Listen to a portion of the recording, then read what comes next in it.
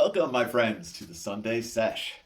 It is somewhere past noon on the 22,800 and fuck is it 95 days? I don't know, man. My head is just not around numbers, but I don't know. I'm gonna try to do a better Sunday Shesh this week than I did last week. Last week, I was just too inhibited, too focused, and worried about this is what the sesh is. It's having a bowl, having a moment together, having a maybe you're not having a bowl, you're having a mimosa. Maybe you're not having a mimosa or a bowl, you're having just a cup of coffee and sitting with me for a minute. But it's just kind of the idea is to start in someplace and go to someplace. And last week I was trying to form it, and I was too obsessed and inhibited with getting a good message out, and too concerned with talking about sobriety and addiction while I'm smoking pot. And maybe that's a trigger for somebody. I don't know. This week I'm not worried about that, and I planned on talking about chronic pain and illness. And any of you who know me know that I've had my share of both mental anguish and physical maladies that have crippled me, literally. Dealing with chronic pain, dealing with chronic illness it's such a fucking lonely sport, and if you've got it, you know what I mean. If you're hurting from something every day, it's hard to relate. Look at in a way that other people are going to understand. And even though they say, I know. Oh gosh, I'm so sorry. It almost makes it worse, at least for me. And I imagine I'm not alone.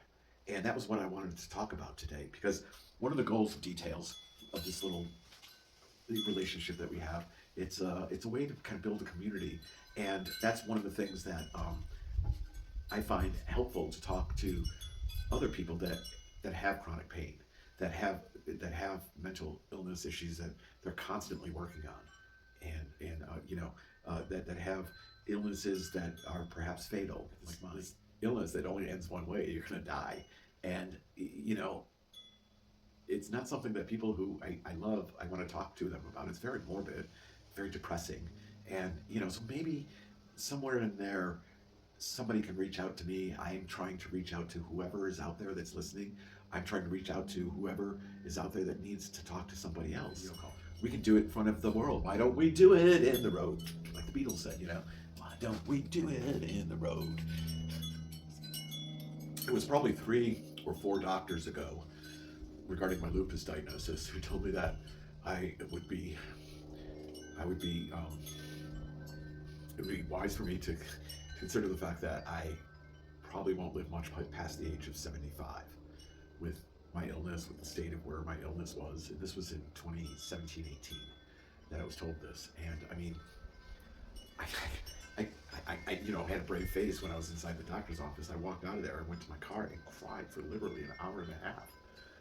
Because, dude, I mean, that was 5 years ago. I was 58, 57, something. And I got angry about it. Fuck you, doctor. You don't fucking know, And my dad is 80. Hell, it's like, but it lived inside me for a long time. Because after that, and during that time, I was progressively getting worse.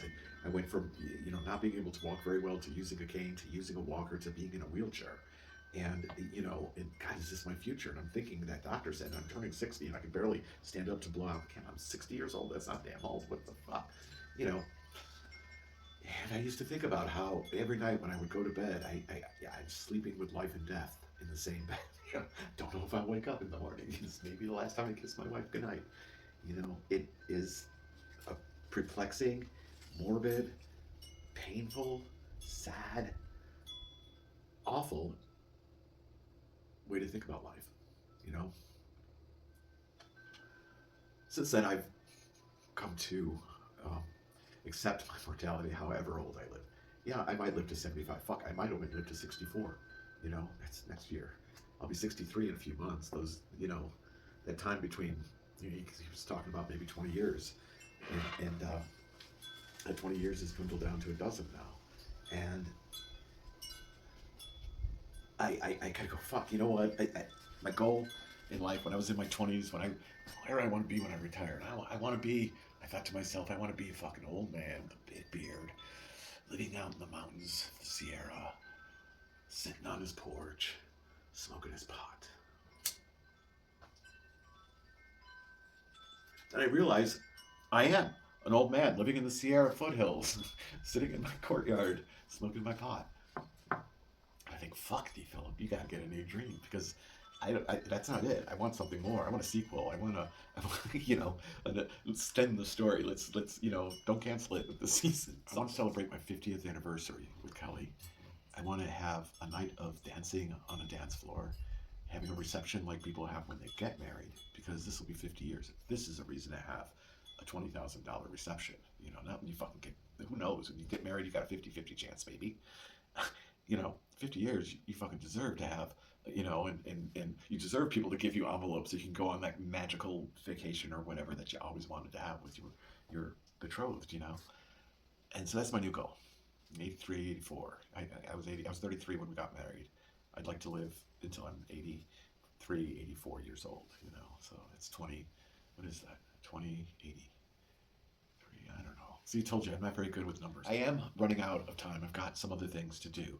And I wanted to say something to you about, that's where I was going with this. Silly me. I want to live that long to have that magical night with Kelly and 50th year together.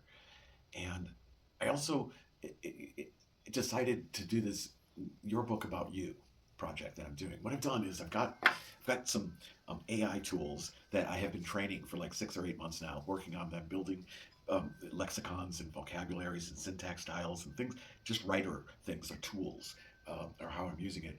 And now I can put information into it, a bunch of data, a bunch of little couplets of stories and stuff like that, and it will generate text in a prose style very similar to the way I write.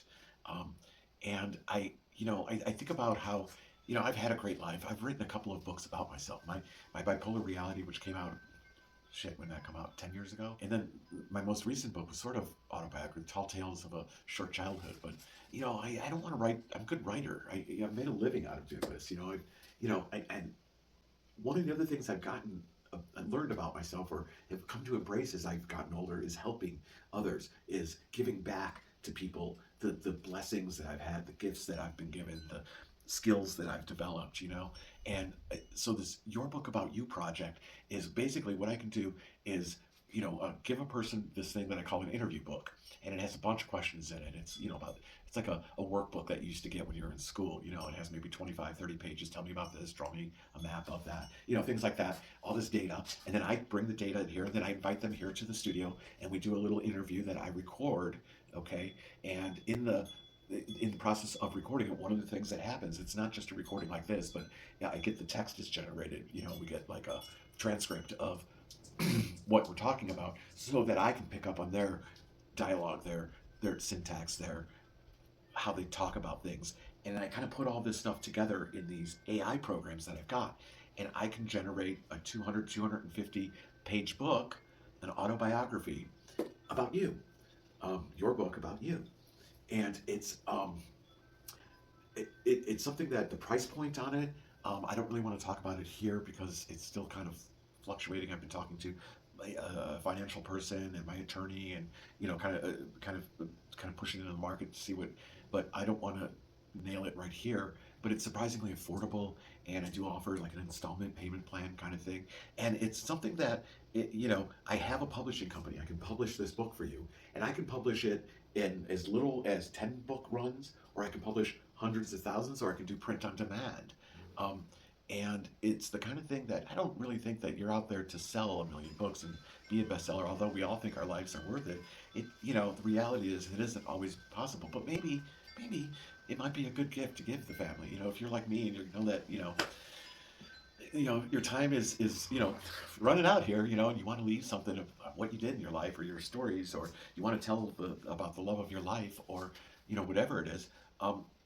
This might be a really good thing to leave for your family. It might be a kick to have with your friends, or your business associates if you're still working. It's having a book is a vanity thing to have on your resume. Maybe you do want to sell your book, and I can help you do that too. I can get it listed on Amazon certainly, and other online books, but I can even help you get it into bookstores if that's what you want to do. It'd be a hell of a lot of fun to work together.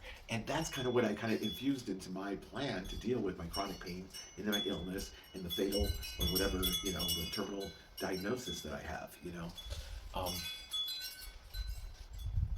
Yeah, And that's what I wanted to say on this Sunday session. It feels like a pretty good sesh, but like I started to say, I got to get going. Okay, I'm sure I've talked for way too long, and I really appreciate you guys, watching. As always, there's my email, and it's also in the description of the video if you want to write to me.